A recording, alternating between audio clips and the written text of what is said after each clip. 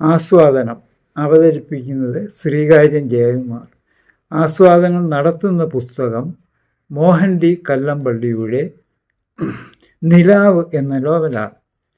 ഈ നോവലിൽ പ്രതിപാദിക്കുന്നത് പണ്ടുകാലത്തെ നമ്പൂതിരി ഇല്ലങ്ങളിൽ നടമാടിയിരുന്ന അനാചാരങ്ങളാണ്.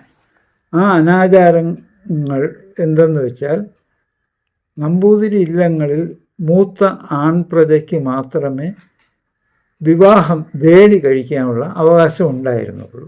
താഴെയുള്ളവർ അപ്പന്മാർ എന്നറിയപ്പെടും. അവർക്ക് വേലിക്കുള്ള അവകാശമോ ആ കുടുംബത്തിലുള്ള സ്വത്തിലും ഒരവകാശവുമില്ലായിരുന്നു. ഇവർ സംബന്ധം കൂടും. സംബന്ധം കൂടുന്നത് എങ്ങനെയെന്ന് വെച്ച് കഴിഞ്ഞാൽ, രാത്രി പാതിര ആകുമ്പോഴത്തേക്കും ചൂട്ടും കത്തിച്ച് വീട്ടിൽ നിന്ന് ഇറങ്ങും. വീട്ടിൽ നിന്ന് ഇറങ്ങി ഏതെങ്കിലും നായർ തറവാട് കണ്ടുവച്ച് അവിടെ ചെന്ന് കഴിയും. നേരം പുലരുമ്പോഴത്തേക്ക് അവിടുന്ന് തിരിച്ച് സ്വന്തം ഇല്ലത്തേക്ക് വരും. താമസിച്ചു പോയാൽ കാരണവരെ തെറിയും കേൾക്കേണ്ടി വരും.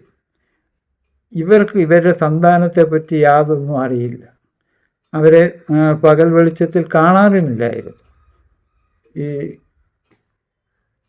സ്വന്തം വീട്ടിൽ അച്ഛനും അമ്മയും മരണപ്പെട്ടു കഴിഞ്ഞാൽ ഇവർക്ക് നേരെ ചെയ്ത് ആഹാരം പോലും കിട്ടൂല. എവിടെങ്കിലും കിടന്ന് പടുമരണമാണ് ഇവർക്ക് വിധിച്ചിട്ടുള്ളത്. നമ്പൂതിരി ഇല്ലങ്ങളിലെ പെൺകുട്ടികൾ ഋതുമതിയായി കഴിഞ്ഞാൽ പൂമുഖത്തേക്ക് പോലും വരാൻ പാടില്ല. അവർക്ക് പഠിത്തവും നിഷിദ്ധമാണ്.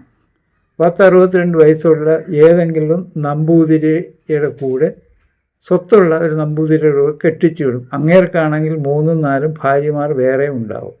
ഭർത്താവിനോടൊത്ത് ശയിക്കാൻ പോലും ഉള്ള അവസരം കിട്ടാറില്ല. മിക്ക പെൺകുട്ടികളും കന്യകയായി തന്നെ ജീവിക്കേണ്ടി വരും ഭർത്താവിന് മരണശേഷം. താത്രിക്കുട്ടി ഈ നോവലിൽ അങ്ങനെ ഒരു കഥാപാത്രമാണ്. ഇതിന് വിപരീതമായി മാളൂട്ടി എന്നൊരു നമ്പൂതിരിക്കുട്ടിയെ അച്ഛൻ്റെയും അമ്മൂമ്മയുടെയും സഹായത്തോടെ പഠിക്കാൻ കഴിഞ്ഞു. പഠിത്തം കൂടിയപ്പോഴേക്കും കമ്മ്യൂണിസ്റ്റ് പാർട്ടി പ്രവർത്തകയായി നാട്ടിൽ അറിയപ്പെടാൻ തുടങ്ങി. നമ്പൂതിരി ഇല്ലങ്ങളിലെ പല അനാചാരങ്ങളെയും അവർ എതിർക്കാൻ തുടങ്ങി. കൂടെ പ്രഭാകരൻ എന്നൊരു പുലയ യുവാവും ഉണ്ടായിരുന്നു. പുള്ളിയും പഠിക്കാൻ മിടുക്കനായിരുന്നു. ഇവർ ഒരുമിച്ച് ആ നാട്ടിൽ കമ്മ്യൂണിസ്റ്റ് പാർട്ടി കെട്ടിപ്പടുത്തി. ജന്മിത്വത്തിനെതിരെ അവർ പടപൊരുതി. അവസാനം ഇവർ പാർട്ടി സ്റ്റേറ്റ് കമ്മിറ്റിയിലും വരികയും MLA ആവുകയും മന്ത്രിയാവുകയും ചെയ്തു. നല്ല രീതിയിൽ ഭരണം കാഴ്ചവെച്ചു. പക്ഷേ നായന്മാരും മറ്റു മുന്നോക്കക്കാരും നമ്പൂതിരിമാരും എല്ലാം കൂടെ ചേർന്ന് ഭരണത്തിൽ നിന്ന് ഇവരെ താഴെയിട്ടു. കമ്മ്യൂണിസ്റ്റ് പാർട്ടി നിരോധിച്ചപ്പോൾ ഇവർ ഒളിവിൽ പോകേണ്ടി വന്നു. മാളവും പ്രഭാകരനും പട്ടിണിയും പരിവട്ടുമായി കുറേ നാൾ ഒളിവിൽ കഴിഞ്ഞു. വീണ്ടും പാർട്ടി അധികാരത്തിൽ വന്നപ്പോൾ ഇവർ വീണ്ടും പുറത്തു കടന്ന് മന്ത്രിയായി.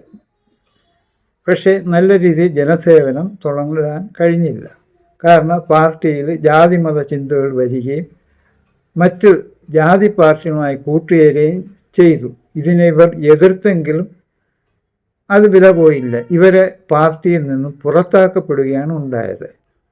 ഒടുവിൽ എല്ലാം തകർന്ന മാളൂട്ടിയെ പ്രഭാകരൻ കയ്യിൽ പിടിച്ച് ഞാൻ കൂടെയുണ്ട് എന്ന് പറഞ്ഞ് കൊണ്ടുപോകും. ഇത് പണ്ട് കാലത്ത് നമ്മുടെ നാട്ടിൽ നടന്നത് സംഭവങ്ങളാണ് നോവലിസ്റ്റ് നമ്മളെ ഇവിടെ വരച്ചു കാട്ടുന്നത്.